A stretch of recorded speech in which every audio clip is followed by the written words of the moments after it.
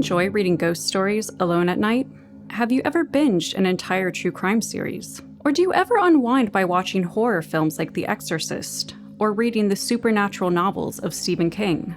This is the Dublin Gothic podcast, a series investigating the intersection between art, psychology, folklore, architecture, natural history, and Ireland's urban Gothic writing. I am Dr. Katie Mishler, and my postdoctoral project is mapping Gothic Dublin, historical and literary hauntings from 1820 to 1900.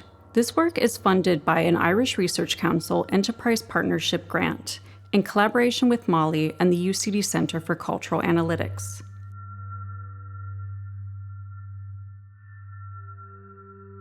This episode of the Dublin Gothic podcast was recorded live at MoLI's Old Physics Theatre on Thursday, the 28th of October 2021. At this event, titled Daughters of Dracula, your host, Dr. Katie Mishler, was joined by writers Sophie White, Sarah Davis-Goff, and dialing in from Cork, Doireann Ní Ghríofa, to discuss the enduring cultural legacy of vampires, ghosts, and the undead. I'm going to begin by introducing the panelist. Sophie White is a writer and podcaster from Dublin. Her first book, a memoir cookbook work, Recipes for Nervous Breakdown, was shortlisted for the Irish Book Awards. Her second book and first novel, the best-selling Filter This, was also shortlisted for the Irish Book Awards. Her third book, Unfiltered, was described by Marian Keyes as such fun, gas, clever stuff. Her fourth book and her second work of nonfiction is the best-selling essay collection, Corpsing, My Body and Other Horror Shows, published by Tramp Press in 2021. Sarah Davis-Goff is co-founder of Tramp Press, which publishes the Recovered Voices series, republishing a lost Irish classic once a year with a bent towards speculative fiction. In 2019, her own novel, Last Ones Left Alive, was published in the UK and Ireland by Tinder Press and in the US by Flatiron. Last Ones Left Alive was nominated for the Edinburgh First Book Prize and the Not the Booker Prize, shortlisted for an Irish Book Award and the Kate O'Brien Award, and it won the Chrysalis Award. She lives in Dublin. And finally, Doireann Ní Ghríofa, who is joining us remotely, is a poet and essayist. Her prose debut, A Ghost in the Throat, published by Tramp Press in 2020, was awarded the James Tate Black Prize for Biography and has been described as powerful by the New York Times and captivatingly original by The Guardian. Doireann is also the author of 6 critically acclaimed books of poetry, each a deepening exploration of birth, death, desire, and domesticity. So to begin tonight, I thought since this is called The Daughters of Dracula, we could just get Dracula out of the way from the beginning. So I was curious to know if you think your work either engages directly with Bram Stoker's Dracula or with the novel's lasting cultural legacy of the vampire. It's so hard to answer, I think, because Bram Stoker is such a huge figure kind of looming in Irish literary history. I'm not sure that we can ever really detangle ourselves from him entirely. I would say, with reference to my own work, with reference to this zombie novel I wrote called Last Ones Left Alive, that we have similar interest in the power of women. Well, I'm kind of pro the power of women. He would be very much against it, and we should maybe talk more about that. But I think he and I would agree that all stories, if you follow them for long enough, turn out to be horror stories. I love that. I engage very directly with some of Bram's concerns. Anyone who's read Corpsing, My Body and Other Horror Shows, it's like a collection of essays, so kind of creative nonfiction. And one of the essays in the book is called Craving. And it is about how I was pregnant with my third baby, and I got absolutely just struck down by this awful craving for blood. And there is a real thing. I mean, it's a real thing, craving blood, let me tell you. Because it's blood everywhere, you know. But there is a thing, you know, in pregnancy called pica, where pregnant women crave things that aren't food, like dirt or soap or coal. And so I'd read up on pica, and, you know, blood didn't seem to be very commonly craved. But I wasn't too concerned with that. I immediately started looking for a phlebotomist. And I suppose when I was writing that work and talking a lot with Lisa, who is Sarah's co-tramp, and my editor on the book, we did talk a lot about Dracula and Bram Stoker, and also Hungry Words. The work, it was a collection of writing about famine texts. Okay. And there is a brilliant piece in it from, God, I should check this. Goss? Sarah Goss? No, Moss. Katie Goss? No. There's Sarah Moss, the writer.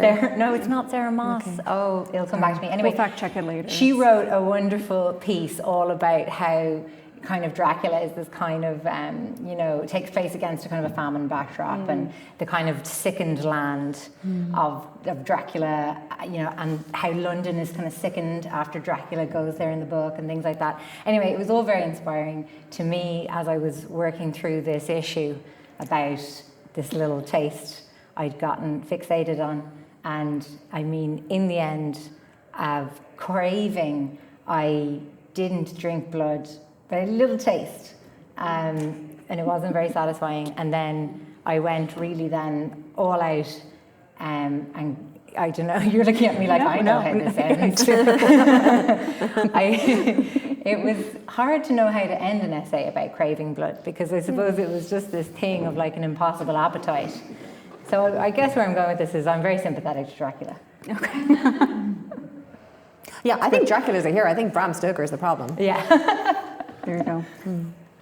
It's so interesting to hear both of you talking about this. I think one of the things that I'm fascinated with in terms of the Gothic is the different ways that elements of the Gothic start to filter down and reach writers or artists through different avenues. And when I think of Bram Stoker's Dracula, I think of adaptations of it, and particularly Francis Ford Coppola's, his adaptation, which came out when I was a teenager and is so OTT, ridiculously so. I absolutely loved it from the first second I saw it. And actually, funnily enough, since I read Sophie's book, that chapter that she's describing with the blood reminds me so much of the first scene in Coppola's Dracula, where he stabs across.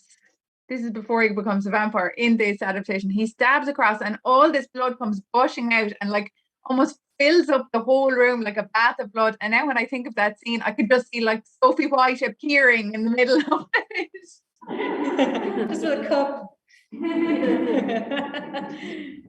But yeah, it's funny the ways in which elements like that can make themselves felt to different films and different adaptations. That was something that meant a lot to me. And when I was writing A Ghost in the Throat, every now and then I would think of it when I was considering the image in the poem by Eileen Duffy Connell, where she finds her husband's body, falls to her knees, scoops up handfuls of his blood and drinks it. I always thought of that adaptation. I always thought of that extremely extravagant OTT moment at the beginning of that film of Dracula, and how powerful it is and how much it spoke to me. So yeah, there's definitely parallels there in my own work as well. And I noticed something you said, Doireann, that was about how the Gothic infects, if it were, sorry for the pun, everyone, but sort of infects all these different cultural works. So even if something, I mean, for me in my studies, whenever I read something, I can find the Gothic in it. I just see it, it's there. Even if it is a realist text, you can still find it there. And that's one of the things that I think is really interesting about the three of you, is that you've all written in different genres, and with the exception of Sarah's work, which is science fiction or speculative fiction, they aren't overtly supernatural stories, but all of you are drawing on the supernatural in some form, specifically through the metaphors of the ghost, of the vampire, and the banshee. And so I was wondering if the supernatural is something you consciously draw on. Yeah, sure. I'll go. Champion. Consciously, well, I think very superstitious. I think the way that the supernatural kind of comes into my last book, Corpsing, so much is kind of connected to mental illness and I think those two things, like kind of supernatural events and mental illness, have like had this like really kind of wedded history where, you know, there's almost always been a sort of a question of, are these events taking place or is there an unreliable narrator? And I suppose in my book I always felt the narrator is very unreliable. It's me and I'm mentally ill, and these events are also unreliable because they are, and it's kind of spooky that way. And like some of the things, I suppose, for me in how I've kind of like tried to reason out my kind of obsessions of the mind that might be more kind of mentally ill than supernatural would be kind of I suppose like trying to rationalize away some of these kind of demented kind of tangents that my mind can go off on. Like, there's a part in the book where I describe how I've become really convinced that I'm possessed by a demon and that this is what's wrong with me. And that there's like, I suppose, this like absurdity to that of like trying to kind of tell somebody in like your normal life in like 2020 that you think you're possessed by a demon. It's just like, it's like Francis Ford Coppola's opening scenes of Dracula. It's just like too much for brunch. You know? But I think that is it. I think when a lot of my kind of mental illness and bad episodes of like, I would have had kind of hallucinations or kind of manic episodes and things like that. Like, I suppose, like, because I have this kind of canon of supernatural film and books, and it definitely is like, it's like mind petrol for being like, no, maybe I'm not bipolar, but possessed by a demon, you know? So I think that's where supernatural comes into my work a lot. And also I think sometimes some of the most kind of, I suppose, things that are received as like the normal average life events to me seem completely batshit, like childbirth. And I always remember people being like, are you going to have a natural birth? And I always was like, what a weird phrase. Like, Yeah. I'd love to come back and be like, no, I'm going to have a supernatural birth. But yeah, I mean, I do think it's really batshit that we go around acting like it's totally normal to grow people inside people and then have them squish out a way too small hole. Yeah. So yeah, that would be me in supernatural. Yeah. I relate to so much of what you're saying. I mean, it seems that the film between, I don't want to say this world and the next, I don't really believe in the supernatural, I don't really believe that there are parallel universes out there, but just I guess maybe I'm just more aware of the limits of our knowledge, and our knowledge is so puny, especially when put against the kind of shit that happens to us, like whether you're just badly injured or you have a child and you're just not yourself afterwards for a while. Such random shit happens and you don't know how to explain it. I'm not superstitious. I'm maybe a little stitious. My brother was getting married a few years ago, and I'm not really one who goes looking for omens or anything, but outside the family house the morning of his wedding there was a crane which had got caught up in fishing wire and had caught itself in one of the trees and was just hanging there, this huge creature dead. And my brother's marriage didn't last a year, and I just think there's some kind of connection there, you know. And like I knew it looking at it, I was like, no. And I'm not superstitious, but sometimes you look at something and you know something about the future, even though there's no obvious connection between them, and I think that's really freaky and true. Yeah, I'm like what Sarah was saying, I'm not stitious. I am superstitious, very much so. So like I'd be kind of quite unapologetically into that side of things. I actually feel very close culturally to the people who came before us through engaging with our folklore and the understandings of the supernatural that people in this country would have had before the advent of electric light, say. You know, when the dark is coming, the dark is coming. All you've got against it is a candle. What kind of a story are you going to tell?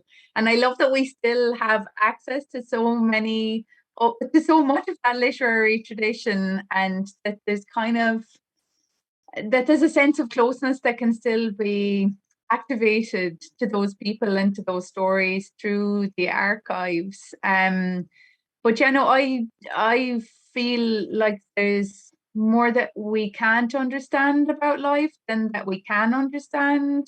That's my own personal understanding. I can say that.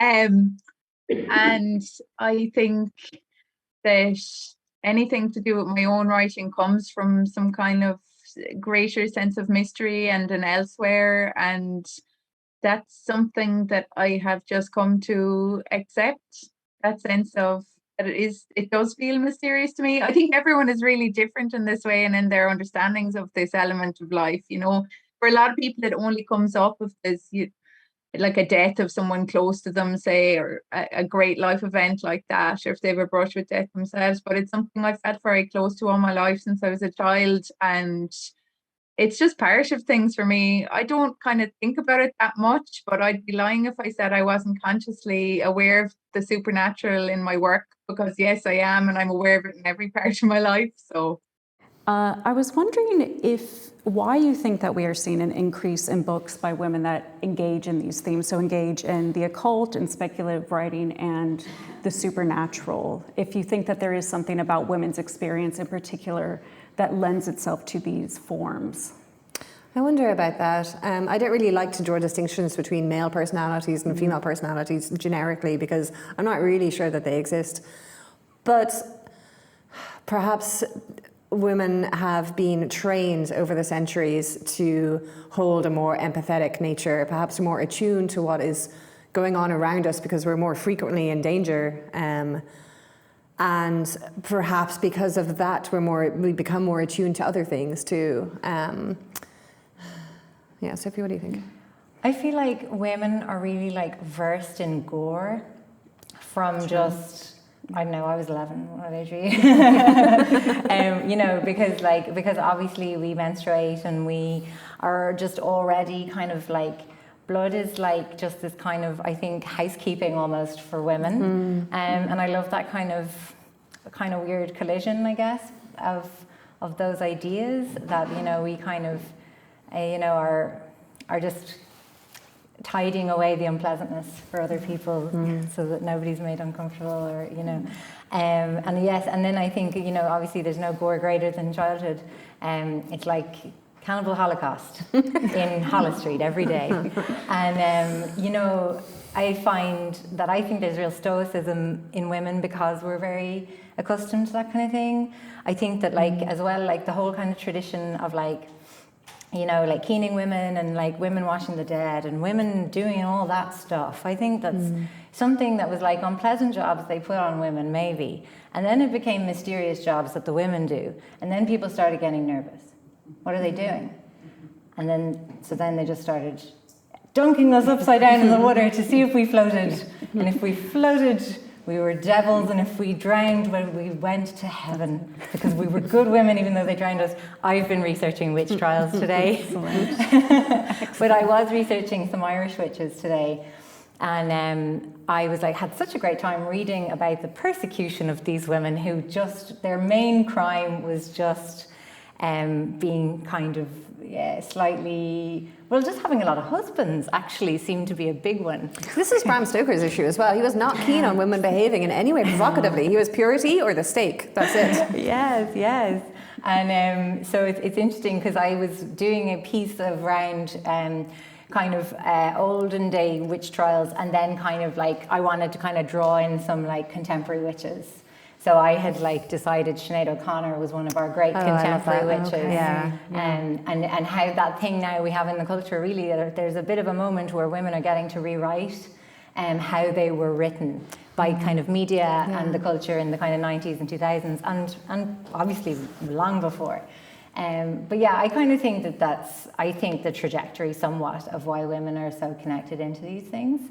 And to what you said about the empathy, the kind of learned empathy, the kind of almost need that we need to be empathetic to manage how we move through the world as well. Yeah. So, I think Doireann might be a witch also. Yes. I don't have the skills for that. for the time.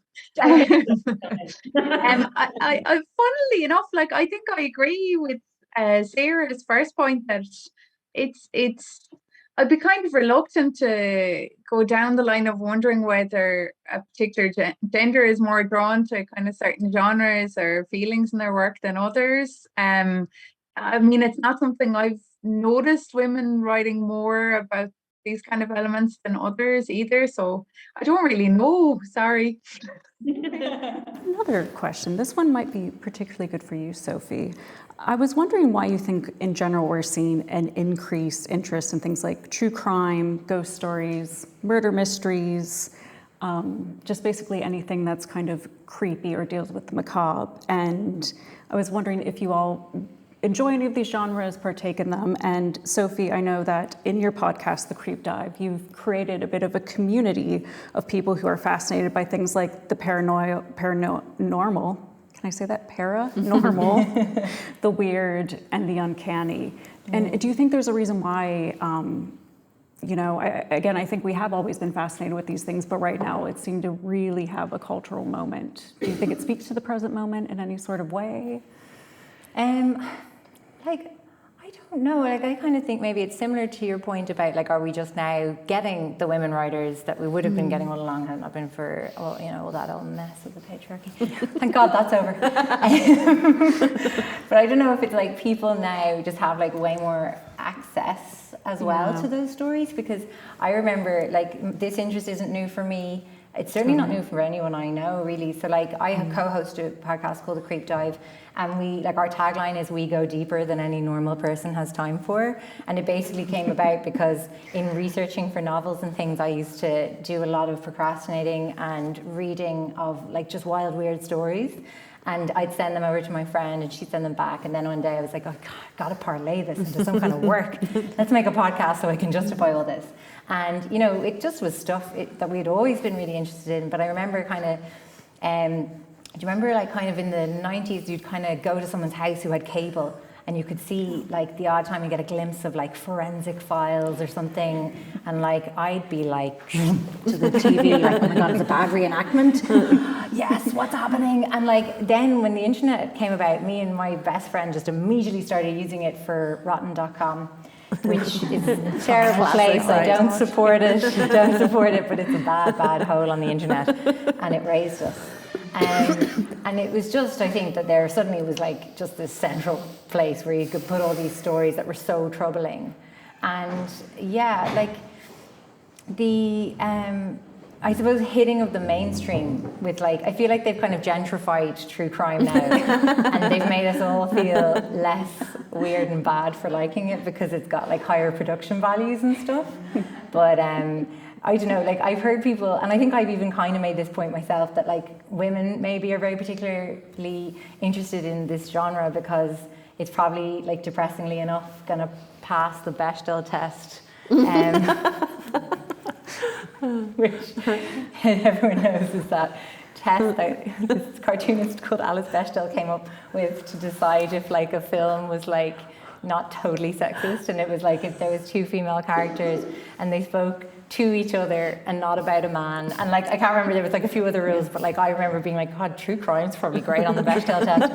And that's the other thing, like, that I suppose true crime was, like, this sad opportunity for women to see women's stories, which is a grim assessment, but isn't it nice to see it writ large? Isn't it nice to see it being universally acknowledged? And by it, I mean, what happens to women usually in their homes, sometimes in the woods, sometimes out running or whatever. Like, we know that one woman a week in the UK, for example, gets murdered by her partner. Like, that's a lot of women. That's a lot of women. We all watch the news here. We see how women go missing.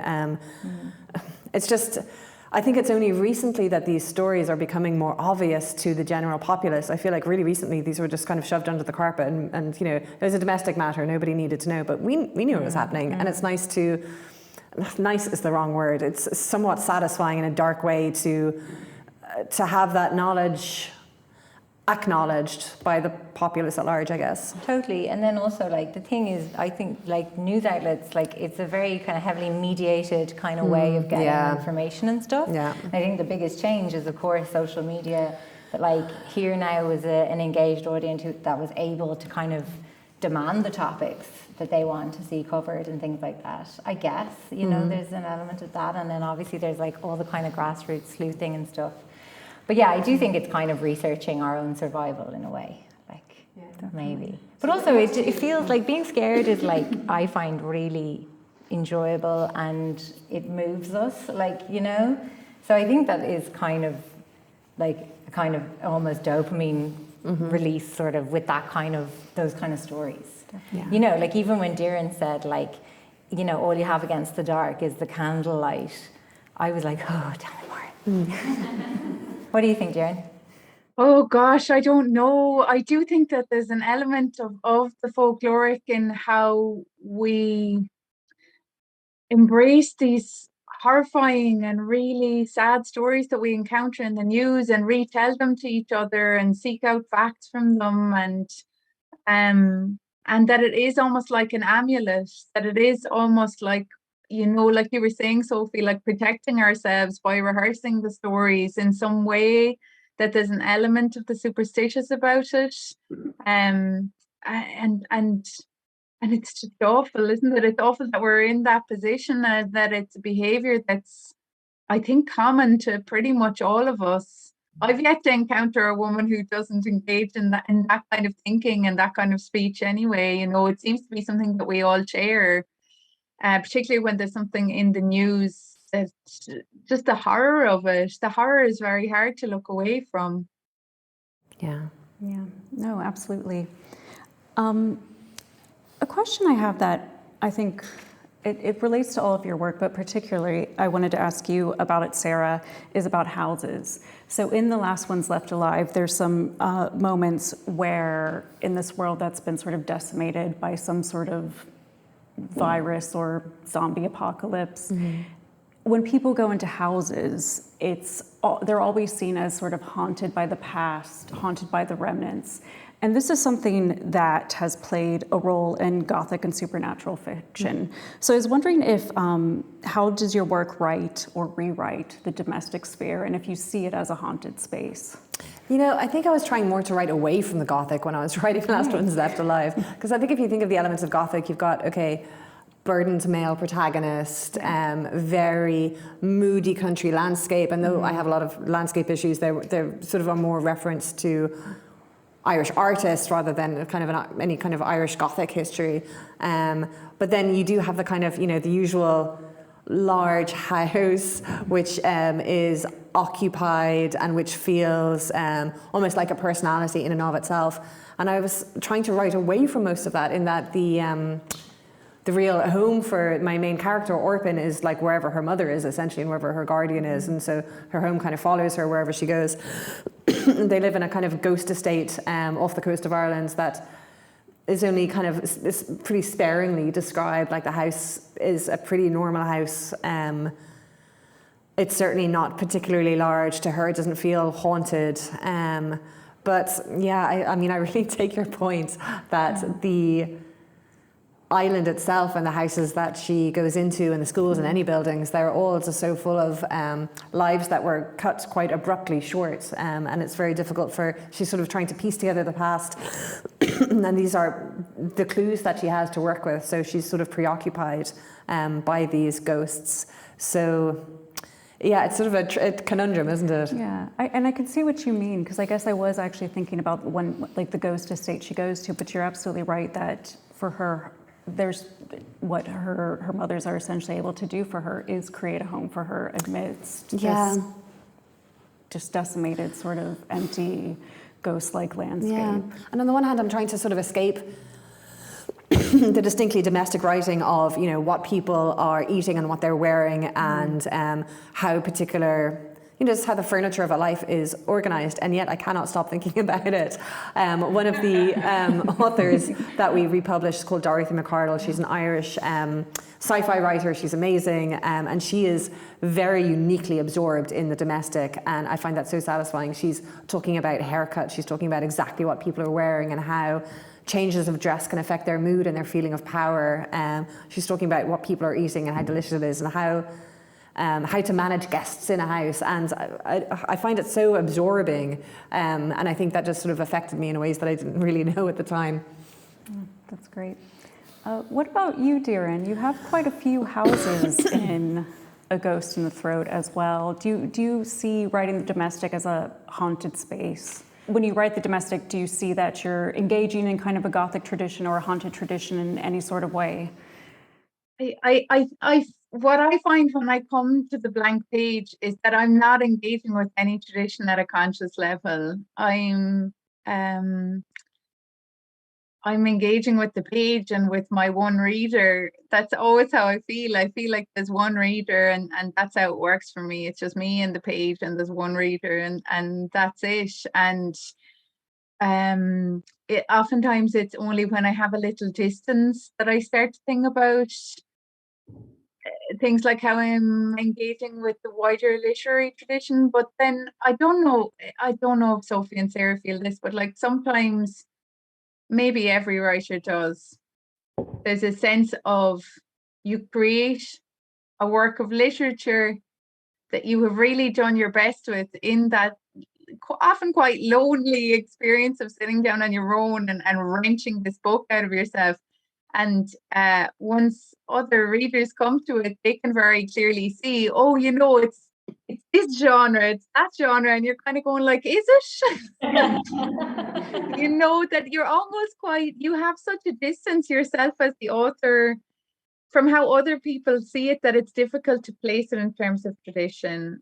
Katie, that's been my experience anyway, and that's all I can speak to. But in terms of the domestic, I'm not sure whether I would place my work consciously within the Gothic tradition, but I do know that in a quite a haphazard way, it does engage with a lot of the elements and that there is a lot of crossover there. So yeah, I write a lot about the domestic. I write a lot about the ways in which domestic spaces can feel haunted, even after the people who dwell there have left, that there's some remnant of ourselves that's left after us in domestic spaces. And I'm really interested in that. I love to think about that. I really, really do. And that Gaston Bachelard line about all corners are haunted, I love that. I love hallways and corners and strange little spots and watching like the shape of light that a window will cast in a hallway and how it moves during the day, and thinking about the other people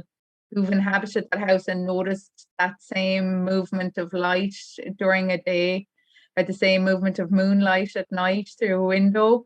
And so almost can't help myself engaging in that kind of tone of writing, that kind of tone of thought. And I don't feel like I'm constantly carrying a tradition with me to the page, and yet sometimes I end up doing it nonetheless, in a kind of weird, oblivious way that I don't really know what I'm doing. So yeah. Great. I always feel like I'm coming to the page and I'm writing something totally fresh and really original, and then everyone's just like, nah. Like, well done, no. Oh yeah, I was absorbed there. Let me see, houses and things. Funnily enough, like Sarah, actually, I love reading about food and what people are eating in books and things like that. And my first book was like a kind of memoir cookbook. And so I worked as a chef in my 20s, and the kind of memoir aspect of that book, it was called Recipes for Nervous Breakdown, and it was about a nervous breakdown I had when I was 22. But it was also about my dad being diagnosed with Alzheimer's when I was about 20. And like it was kind of, it referenced it, and it was definitely, I think now looking back at that book, I'm like, oh, it was actually kind of the backbone of that book was this trajectory of his illness. But I actually didn't really speak about it except in one essay of the book, where I wrote about the kind of, I suppose, peak of his illness, which was him attacking my mum in our family home. And now when I think about the kind of haunted house thing, like it's a very specific kind of, haunting of one particular house, my family house. And when I think about that book, and when I think about Corpsing, which also has house references, and in Corpsing, my body is that house, quite, what is it, very directly represented on the cover beautifully. So yeah, when I think about that house, I think about the kind of events that happened in my parents' house that are detailed in Recipes for a Nervous Breakdown, and they always feel to me like they're happening all at the same time, all in different parts of the house at the same time. It is all happening, different time is all running at the same. And it's kind of a weird thing to try and picture, but that story of the night that he attacked my mother was a very particular story that kind of comes up again in Corpsing a bit. He was kind of experiencing psychosis. Mm-hmm. And again, you see, I think psychosis is the haunted house. Mm-hmm. You know, it's like our head is our home, and our head being mangled in any way by illness is then a very hostile place, like a haunted house. And yeah, like my mum was fine and safe, thank God. Like she was actually minding my baby that night, and she managed to get her and the baby out of the house and lock the door and lock him in. And again, like now when I think about all these things, it's extremely, I don't know, like it just calls up all of the things. The Shining and, you know, the haunted house and the, I don't know, Last Child and Frankenstein's monster and all of this kind of stuff, you know. And then, like, obviously, because it's a real story, there's loads of these really random, hilarious and absurd elements too. Like, we got home and a friend had, like, kind of gussied up some tranquilizers that they'd obviously gotten in America. You know, when people go to America and like you suddenly get a list from loads of people, you know, like I want melatonin and I want this sleeping pill they sell over the counter over there. So this person had been like, I have some American drugs, hang on. And so they had to sedate my dad because he was really obviously like out of his mind. And then it was very just strange, but we had to call my husband and get my husband to come over to the house. So all of this was unfolding in this house that had been our family home.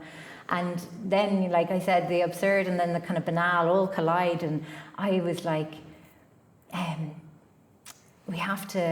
somebody has to stay here in the house with him because, it's no way of sounding not crazy, but like, I suppose my family made me, so you'll know, you won't be that surprised. My parents used to sleep with a knife under the bed, basically, in case there was an intruder. But now, on this particular night, that became a real issue. So me and my mum were like, we'll go over to your house. And they said to my husband, you'll stay here. And then we left. And we were like, good luck with that, bye. And then obviously we had to do the kind of bureaucratic side of an event like that the next day. But in my mind, it was all in this house. And obviously all of our traumas are in our house, you know? Yeah. And that is a weird kind of very unifying kind of part of life, isn't it? No, absolutely. I'm looking at the time and we have time for one more question, and then I'm going to take questions from the audience who are in person as well as online. And Doireann, this question I think is particularly for you, and it reverberates with your refrain, "This is a female text," which you repeat throughout your recovery of the life and poetry of Eileen Dove. And I wanted to ask, is the female a ghost within history? Another way to think about it is how do you write matrilineal histories or women's histories? Do you think you struggle with it in a sense? I think that when we turn towards history, sometimes we can find a mirror there. And it's very clear to certain people when they're attending towards the ways in which histories have been written, the ways in which their own experiences have been occluded or erased or just ignored. And I think oftentimes for women, when we read or when we engage with the histories of Ireland and the way it's been written traditionally, it's very clear to us that we aren't there, and the ways in which we are there don't feel familiar to us in our own existences. And I think for people like myself who are drawn towards attempting to write new histories, it's inevitable that we attempt to voice the stories of women that we encountered there whose stories haven't been told. Whether or not they could be considered ghosts, I suppose, is a different matter, or whether history is a ghost itself, you know. But yeah, I think there's an inevitability to that, and that sense of retelling and reassembling, like talk about Frankenstein, you know, of going into history and reaching your hands into it, and choosing different elements of it that feel significant to stitch together into a new whole, and trying to make it come to life. I think that that's probably something that every generation attempts to do, and that every generation will grapple with a different element of that. And I just think it's a pity that women still in 2021 are still trying to grapple with the fact that there's so much of women's lives that haven't been told. And that's a shame. And it's a shame that we're doing the reparative work ourselves oftentimes too. It's funny, I think in some ways horror shows up the so much of the fears and personality of the author. Like, I think we all know what Bram Stoker is afraid of, and that is sexy women, which fair. And I think wouldn't have stood a chance in here tonight. and I think, you know, the histories that we have just go to show so much of the personality and concerns of the people who write them, which are, I mean, there's no such thing as an impartial historian, I think, no matter how hard you try to be one. You can only tell things from your own particular slant. Yeah, I feel like it's kind of the tip of the erasure iceberg, really, in terms of looking back on our history from where we are right now and things like that. So yeah, I do think it's interesting, like what Doireann described there about kind of reaching in and finding that thing, you know, like the mirror or the thing that makes sense to you. And I do think it's very striking for writers and artists, that first one that you look at and it looks back at you, you know, that kind of way. Like, I have a really random one. Nuala O'Whailon, I don't know if she'd like being called a ghost here now, but Nuala O'Whailon's book, Are You Somebody, was one for me that I think I read it when I was pretty young, like about 14, and I remember being really like, oh, like I could exist this way. Do you know that kind of way? Yeah. And I think that's kind of something everyone has, like man, woman, days and gaze. Everyone has that kind of mirror moment. It's a beautiful way to put it, Doireann. And I think it's particularly apt that you mentioned Nuala O'Whailon, because we still have the Nuala exhibition on the third floor, actually. I just did that to give you an easy there plug. There you go. Like, no, we need a segue. So Nuala's haunting the third floor. She's haunting the third floor, so yeah, absolutely. Thank you all for your wonderful answers to those questions. Is there anyone in the room who would like to ask a question? Or I know I also have an iPad, so if anybody, somewhere I have an iPad. Here we go. So if anybody online wants to ask a question as well. Anyone? Oh, Geraldine, yes. Thank you, all three. That was just absolutely wonderful.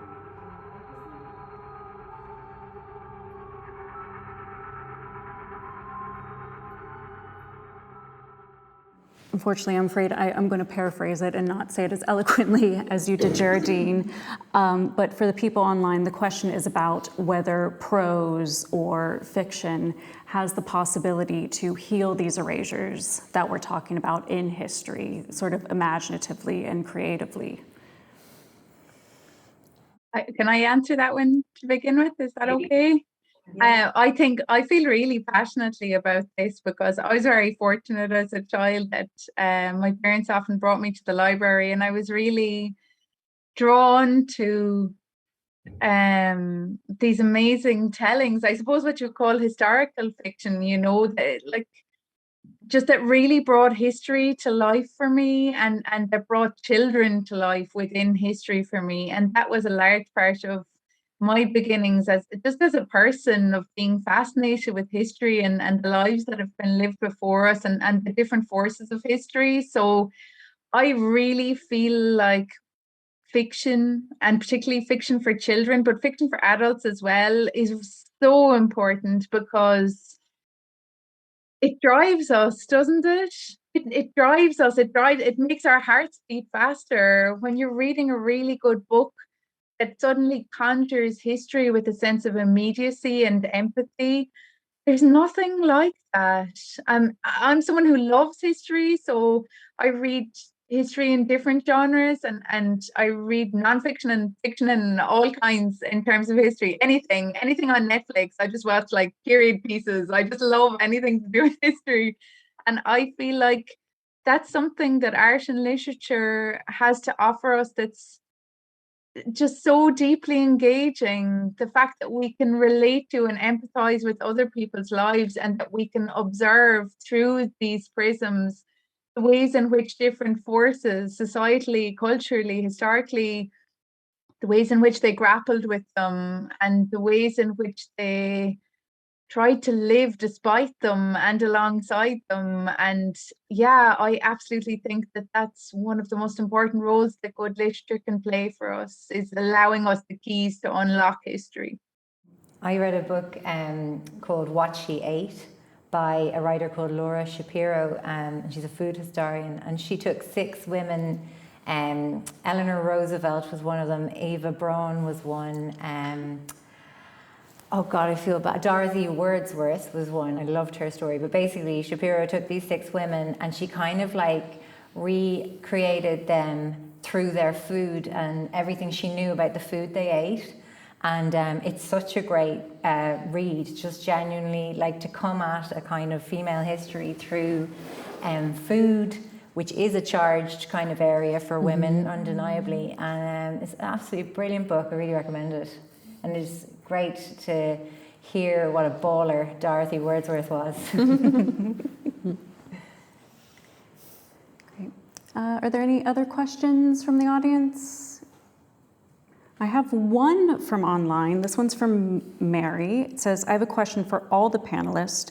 Why do you think so few Irish women authors have written traditionally supernatural stories featuring vampires and witches and werewolves and the like, and do you see this changing? So using, I guess, specifically these supernatural figures in fiction. I guess I've read quite a few that do. So, but I have kind of a fairly limited knowledge of everyone who's writing in like every genre. But like I love Deirdre Sullivan and Sarah Griffin, who both have written like with really like proper kind of witchy witchcraft and really God, like they're both such like, I don't know, they just create these like lush kind of worlds, don't they? And I love their characters. What do you think? Yeah, there's this writer called R.B. Kelly. She's from Northern Ireland, and she wrote a science fiction book called Edge of Heaven that came out about 3 or 4 years ago, which is so good. Like, it's just one of the better sci-fi books I've read, and I love reading sci-fi. I don't think there are fewer women than men, for example, writing sci-fi and fantasy and speculative fiction in Ireland. I don't think there's a huge amount of us writing in those genres, but I think like at present day, and in fact historically, actually, you know, women have been as interested in these subjects as men, although their work is less likely to survive. We have a book coming out, which is called It Rose Up, and it's coming out next month. It's edited by Jack Fennell, and it's about lost sort of Irish fantasy short stories. And there's Jack's an amazing historian, and he does amazing research on who was writing what when, and he's amazing on just monsters, Irish science fiction and fantasy, and he's just dug out a lot of women writers who are writing these crazy stories, and we really enjoy republishing that work in this series. So check that out. €16 coming at you. It's Christmas, guys. Magnificent. I can't wait to read that. And I just love that Tramper is still offering us these extraordinary books. You know, I'm really itching to read that one. And what came to mind there for me with that question is this a wonderful poem by one of my favourite poets who often writes in the Irish language, Alvin Ní Ghríofa, called Conriacht. And it kind of grapples with the sense of transformation, and there's an element of werewolfishness, if I can say that about it. So I would recommend that everyone go and look up Ailbhe Ní Ghríofa, and you can engage with that through the Irish language. And in translation, she's a great poet. Well, I think this has been a fantastic conversation, and I want to thank the three of you for being here and for such a fascinating and wonderful discussion. Please, everyone, if you have not read these books, I hope that this has given you a taste of what they're about, and I really recommend you read them all. And I think that's it. Thank you. Thank you so Thank much. you so much.